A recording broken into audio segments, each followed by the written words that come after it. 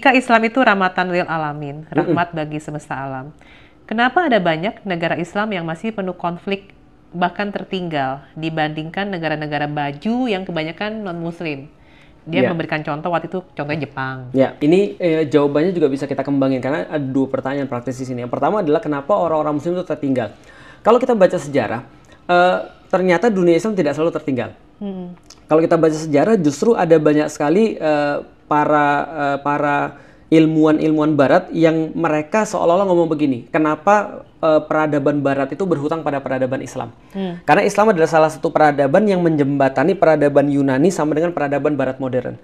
Nah, sehingga ketika di satu zaman pernah Islam tuh justru menjadi mercusuar dunia. Sampai sekarang masih ada beberapa sisanya, walaupun saya nggak berniat untuk bernostalgia ya. Misal contoh, hampir semua nama bintang-bintang di langit itu adalah dalam bahasa Arab. Karena orang-orang Muslim yang ngasih. Misalnya contoh kayak Al-Karnar, lalu kemudian kayak apa lagi. Bahkan Betelgeuse juga sama. Dan segala itu banyak sekali nama-nama bintang-bintang di langit karena orang-orang astronom Muslim. Ada banyak sekali hal-hal yang kayak misalnya algoritma yang memungkinkan terjadinya komputer dan seterusnya. Itu yang mempopulerkan angka 0 kan adalah Khawarizmi. Akhirnya namanya abadikan dalam ilmu algoritma. Sebelumnya namanya aljabar. Tapi waktu itu orang Barat salah lihat bukunya, dia judulnya Al-Jabar wal Muqabalah, penulisnya Al-Khwarizmi. Orang Barat lihat kirain namanya Al-Jabar. Akhirnya namanya jadi algebra, gitu nih, Al-Jabar. Tapi ternyata kita salah nih, namanya Al-Khwarizmi ternyata. Keren juga, baru tahu loh ini. Diganti jadi algoritma. Angka 0 yang memperkenalkan justru Al-Khwarizmi dari orang-orang India, diambil kemudian diperkenalkan di Barat sebagai angka 0 yang akhirnya menggantikan angka Romawi yang sangat rumit itu. Kita bisa bayangin turis 2024 pakai angka Romawi kan itu kan lumayan.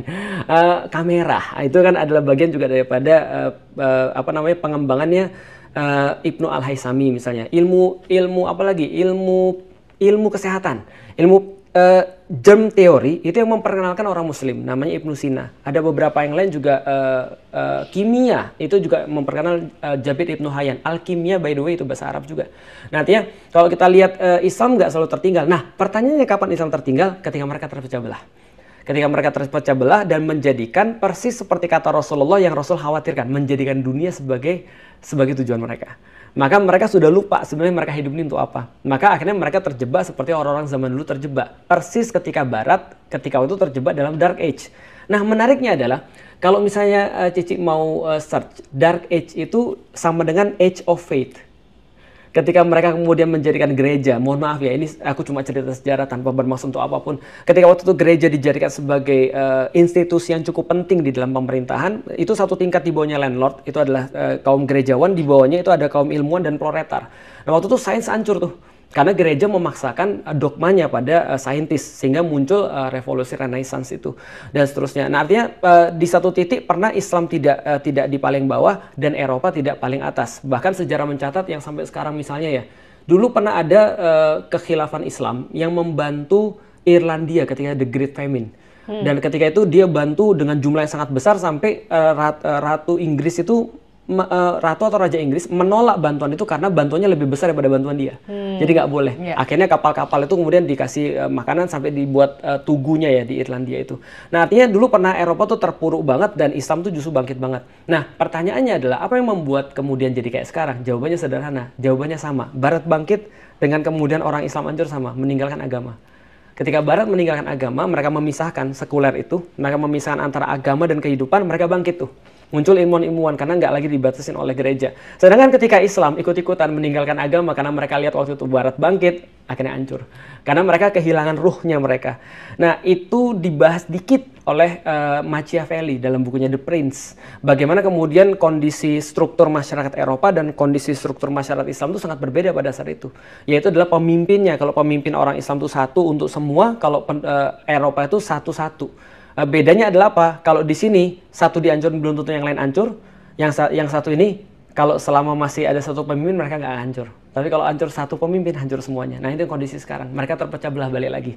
Jadi kalau aku pernah ditanya ya, apa doaku yang paling aku mau doain supaya kondisi umatnya jadi bagus nih? Aku cuma doa satu.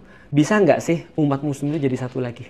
Minimal mereka punya satu perasaan. Minimal mereka tidak. Karena gini, perselisihan itu pasti membuat, kalau bahasaku sederhana gini, berselisih tanah hilang. Kalau kita berselisih, harta kita pasti hilang. Kalau kita berselisih, nggak akan datang kebaikan. Nah, itu kondisi muslim sekarang tuh. Nah, itu yang kita lihat di Timur Tengah dan segala macam contoh buruk semuanya. Artinya kita nggak bisa rely pada mereka Islam. Karena faktanya mereka tidak pernah untuk mendasarkan pemerintahan mereka pada Islam. Nah, jawaban yang kedua. Kenapa kalau gitu Jepang yang agama nggak beragama, terus mereka bisa sangat bagus sekali? Jawabannya sederhana. Karena ketika Islam menginspirasi waktu itu orang-orang Arab dan akhirnya menginspirasi dunia, maka Islam mewujud sebagai karakter. Jadi kan cara respons terhadap kehidupan kan jadi karakter ketika dia sudah terus-menerus.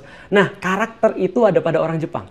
Karakter itu ada pada orang Amerika. Karakter itu ada pada orang mana lagi sekarang? Korea misalnya. Nah, karakter itulah yang sebenarnya kalau diterapkan manapun itu bangkit. Kalau karakter tuh kemudian diperbesar lagi dan di-endorse dengan sesuatu kekuatan yang lebih besar, namanya ideologi. Nah, karakter tuh bisa mendunia. Nah, itu sekarang terjadi pada Amerika dan seterusnya. Karakter-karakter seperti apa contohnya? Contoh, kalau kita bicara karakter yang manusiawi dulu ya, belum di-endorse sama ideologi. Karakter Jepang. Orang Jepang tuh terkenal dengan 7 value Bushido ya, atau samurai, aku lupa. Ya, jadi samurai kayaknya sih.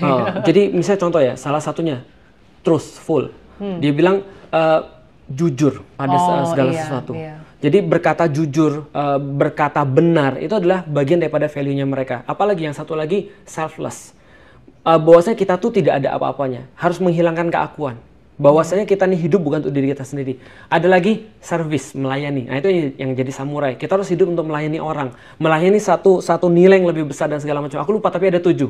Nanti boleh di search. Nah, ketika aku lihat itu Islami banget nih. Cuman kan kita kan nggak bisa gitu. Nanti dibilang ngeklaim terus kan itu kan. paham. Tapi kita lihat bahwa ya ini adalah karakter yang sama nih, yang muncul daripada satu keyakinan. Bedanya adalah kalau Islam dia meyakini karakter ini muncul daripada keyakinan bahwasanya dia berasal daripada Allah dan akan kembali pada Allah. Orang Jepang nggak meyakini itu. Artinya, coba bayangin ya, Cik ya. Orang Jepang cuma meyakini hidup cuma sekali, mati cuma sekali. Oh gitu ya? Aku nggak tahu. Setauku sih begitu. Oke. Makanya ketika mereka gagal, mereka bunuh diri kan? Iya. Karena mereka malu kan. Walau kalau ada orang Jepang bilang, ini salah, nggak apa-apa, langsung dikoreksi aja. Tapi setidaknya menurutku ya, orang Jepang nggak percaya afterlife. Kan yang percaya afterlife kan adalah orang-orang agama langit kan gitu kan ya. Orang-orang Kristen percaya afterlife. Orang Buddha, aku nggak tahu, kayaknya mereka percaya reinkarnasi ya. Kecuali kalau misalnya sudah benar-benar hebat, mereka naik ke surga yang tertinggi, betul. Nah, artinya kemudian kalau orang-orang Muslim ketika dia meyakini sifat ini dan dia yakin bahwa ini adalah untuk afterlife, harusnya dia bisa lebih powerful daripada orang-orang Jepang karakternya. Kalau benar, artinya kalau itu belum terjadi, berarti kita belum benar. Karena dulu pernah terjadi begitu. Oke.